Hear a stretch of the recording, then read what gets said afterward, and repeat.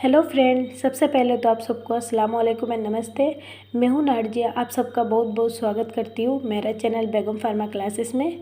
So guys, मेरा जो पिछली लेक्चर थी तो उस लेक्चर में मैंने ये डिस्कस की थी कि हॉस्पिटल फार्मेसी जो सब्जेक्ट है उस सब्जेक्ट की पहला जो यूनिट है उस पहला यूनिट की पहला चैप्टर था hospital and it's organisations and इसकी डिफिनेशन के बारे में मैंने उस वीडियो में डिस्कस की थी और इसकी क्लासिफिकेशंस के बारे में बताई थी।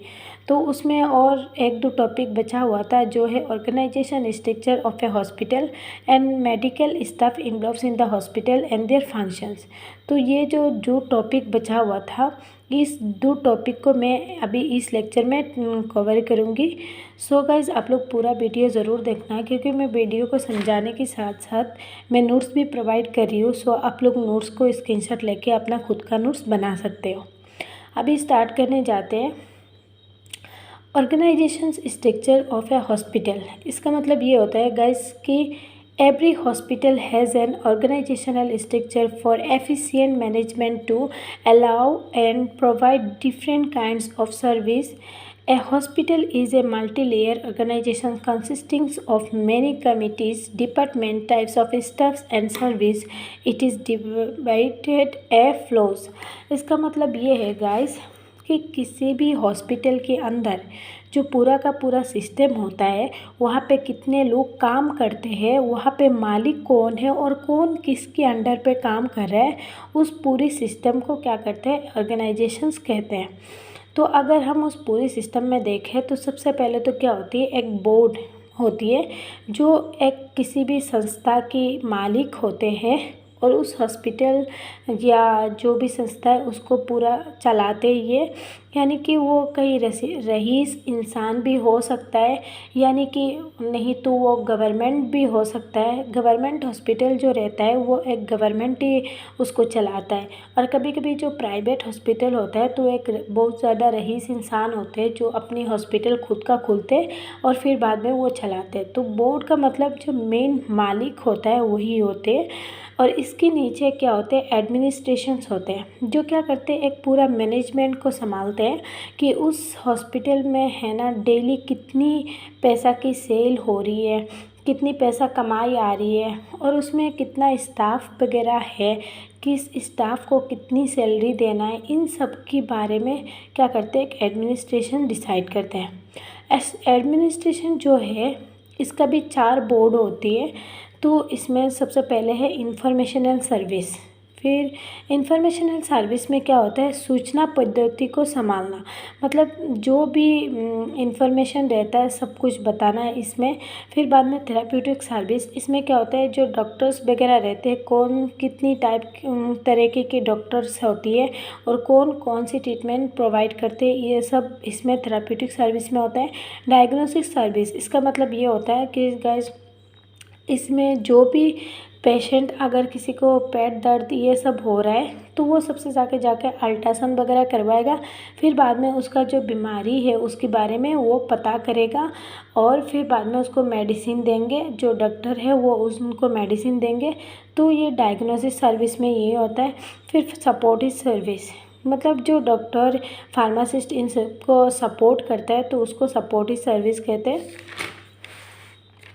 अगर सबसे पहले देखिए इंफॉर्मेशनल सर्विस में तो इसमें आता है एडमिशन, मतलब कोई भी पेशेंट जाता है तो सबसे पहले क्या करते हैं, उसको एडमिशन लेना पड़ता है, तो एडमिशन आते हैं। फिर बिलिंग एंड कलेक्शंस, मतलब जो भी पेशेंट अगर सीट पे रह रहा हो और सीट पे रहने के बाद जब उसका छुट्टी वगैरह आती है, उसको रिलीज़ मिलती है, तो उस टाइम क्या करते हैं, उसका कितना बिल बना है, उसका फार्मेसी में कितना बिल बना है और फिर ओटी वगैरह की कितना क्या क्या बिल है, उन सब का मतलब काम एक इंफॉर्मेशनल सर्विस में होती है।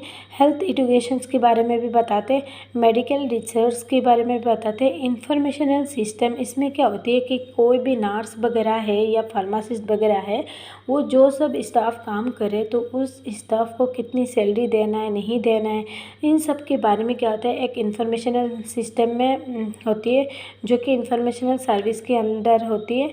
फिर बाद में ह्यूमन रिसर्च के बारे में भी इंफॉर्मेशनल सर्विस में बताया जाता है।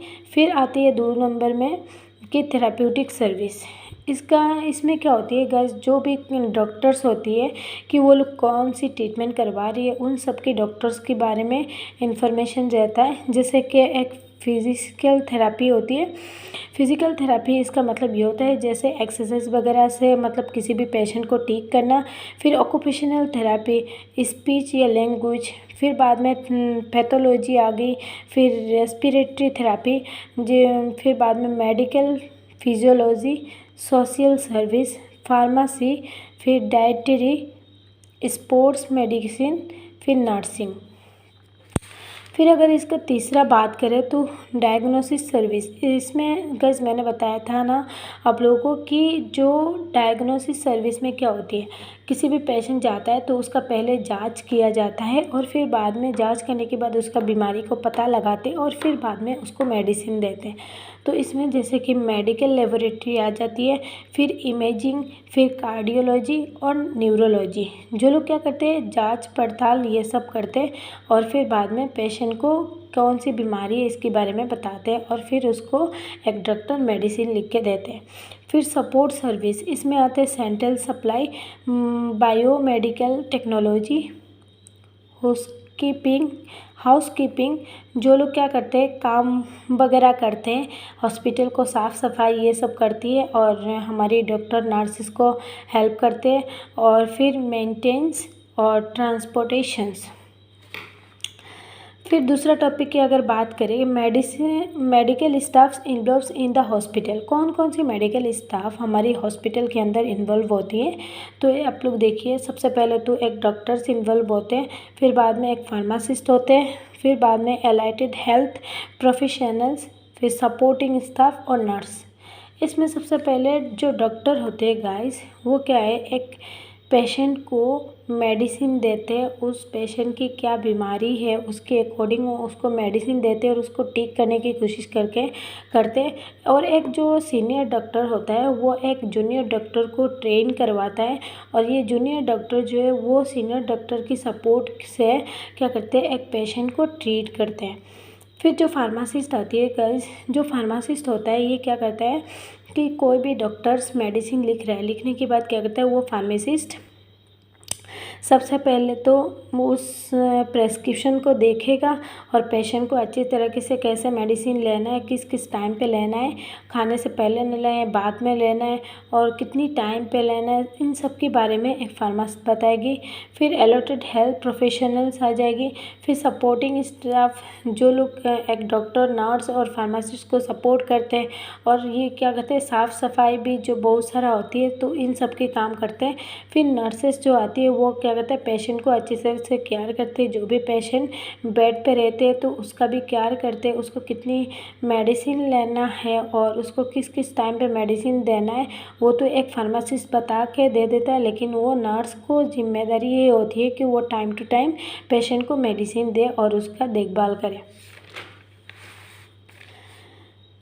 तो गाइज़ मैंने अभी जो डॉक्टर के बारे में बताया तो इसका डेफिनेशन यहाँ तो मैंने लिख दिया, आप लोग लिख लेना और अपना तरीके से आप लोग याद कर लेना। फिर फार्मासिस्ट के बारे में बता दिया गया, उसके फंक्शंस क्या है ये बताया और फिर नर्स जो क्या है उनके बारे में ये इधर बताया और फिर उसका फंक्शंस के बारे में बताया। इस लास्ट टॉपिक में ये आता है कि functions of the hospital. Hospital की फंक्शंस क्या होती है गाइस, तो सबसे पहले आता है पेशेंट केयर। इसमें क्या है, कोई भी पेशेंट जब हॉस्पिटल में जाते हैं तो उसका सेवा करना, उसका ट्रीटमेंट करना और उसको अच्छी तरीके से ठीक करना, तो उसको पेशेंट केयर कहलाता है। फिर diagnosis and treatment of the disease. तो गाइस इसमें क्या होता है, कोई भी पेशेंट अगर बीमार है और उसका पेट दर्द हो रहा है या ऐसा कुछ प्रॉब्लम है कि उसका नर्व वगैरह काम नहीं कर रहा है, तो सबसे पहले क्या करेंगे कि उसको डायग्नोसिस करेंगे, उसका जांच पड़ताल करेंगे, करने के बाद उसका क्या बीमारी है उसके बारे में पता लगाएंगे और फिर बाद में क्या करेंगे, ट्रीटमेंट देंगे एक डॉक्टर और फिर उसको डिसीज़ को ठीक करने की कोशिश करेंगे। फिर बाद में आ गया गाइस की आउट पेशेंट सर्विस। इसका मतलब ये होता है कि बहुत पेशेंट ऐसे होते हैं कि वो सिर्फ बीमार जब हो रहे हैं तो वो एक हॉस्पिटल में आके बस डॉक्टर को दिखाते हैं और डॉक्टर जब प्रेस्क्रिप्शन लिख के देते तो उससे क्या करते हैं, एक फार्मासिस्ट के पास जाके मेडिसिन लेके वो फिर से घर में चला जाता है। वो मतलब हॉस्पिटल में नहीं रहते हैं, सीट में एडमिट नहीं होता है, वो बस डॉक्टर को दिखा के अपना घर चला जाते, तो उसको आउट पेशेंट सर्विस कहलाते हैं। फिर मेडिकल एजुकेशंस एंड ट्रेनिंग, इसमें क्या होता है गाइस कि कभी कभी ऐसा होता है जो मेडिकल कॉलेज रहता है तो उसमें क्या एक डॉक्टर को, जो डॉक्टर्स वगैरह होते हैं तो उनको ट्रेनिंग दिया जाता है, उनको स्टडी करवाया जाता है, और वो एक मेडिकल कॉलेज में पॉसिबल होती है, क्योंकि जो डॉक्टर्स वगैरह होती है उनको ट्रेनिंग वगैरह भी लेनी होती है। अगर जब तक वो लोग ट्रेनिंग नहीं लेंगे तो वो लोग पेशेंट को मेडिसिन वगैरह कैसे देंगे। फिर बाद में आ गए मेडिकल एंड नर्सिंग रिसर्च। जैसे सर गाइस की मेडिकल कॉलेज है तो ऐसा भी है ना, नर्सिंग की भी कॉलेज होती है जहाँ पे नर्सिंग को ट्रेनिंग किया जाता है, और उसमें जीएनएम एएनएम ये सब आते हैं। जीएनएम एएनएम के कोर्स ये सब है, बीएससी नर्सिंग जो है ये सब है, तो वो लोग को ट्रेनिंग दिया जाता है कि पेशेंट को कैसे केयर करता है नहीं करते, तो वो एक हॉस्पिटल में ही किया जाता है। फिर prevention of disease and promoting of health, इसका मतलब ये गाइस कि किसी भी बीमार होने से पहले बचाव करना, और हमारी जो डिसीज़ है उससे बच के रहना, और प्रोमोटिंग ऑफ हेल्थ, हमारी हेल्थ को अच्छी से अच्छी बनाना। तो प्रिवेंशन का मतलब ये होता है गाइस, मान लो कि कोरोना जब आया था तो हम लोग क्या कर रहे थे, बार बार सैनिटाइज़र यूज़ कर रहे थे, ग्लोव्स लगा रहे थे, मास्क यूज़ कर रहे थे। ये क्यों कर रहे थे कि हमको कोरोना ना हो, तो उसको बचाओ, उसकी जो बीमारी है उस बीमारी से बचाव के लिए तो हमने ये किया था। फिर एड्स बीमारी जिसको अगर होती है तो क्या करते हैं, उस पेशेंट को अगर हम केयर करते तो अच्छे से ग्लोव्स लगा लेते, ये सब लगाते, इंजेक्शन वगैरह बहुत ध्यान से लगाते, कहीं वो इंजेक्शन हमारी बॉडी में इंजेक्ट ना हो जाए। कभी कभी ऐसा होता है गलती से चूक जाता है तो क्या होगा, ब्लड, उसकी ब्लड अगर हमारी ब्लड से मिक्स हो जाएगी तो हमको भी एड्स बीमारियां हो सकती है। फिर कभी कभी क्या होता है, जो मलेरिया बीमारियां होती है तो फीमेल एनाफिलिस मॉस्क्यूटो जो है उसकी बाइट करने से हमारी जो मलेरिया होती है, तो इसलिए सबसे ये बोला जाता है कि आप लोग आपके आस पड़ोस में जितनी भी कचरा जमा हुआ है सो सबको साफ़ करके रखना, क्योंकि ये जो मच्छर वगैरह होती है ये कचरा से ही ज़्यादा जमता है, और वो मतलब उसकी जन्म होती है, और फिर बाद में जो उसको अगर हम साफ़ करके रखेंगे तो क्या होगा, हम उससे उस बीमारी से बच के रह सकते हैं। तो गाइस इन सब के बारे में मैंने, उसकी फंक्शंस के बारे में मैंने अभी बताया, तो आप लोग ये सब अच्छी से देख लेना और अपना खुद का नोट्स भी बना लेना। और गाइस अगर आप लोग को मेरा वीडियो अच्छा लगा तो आप लोग like, share, comment and subscribe ज़रूर करना, क्योंकि मुझे भी तो पता लगे कि आप लोग को वीडियो समझ में आ रही है नहीं आ रही है। तो so thank you and take care, bye bye.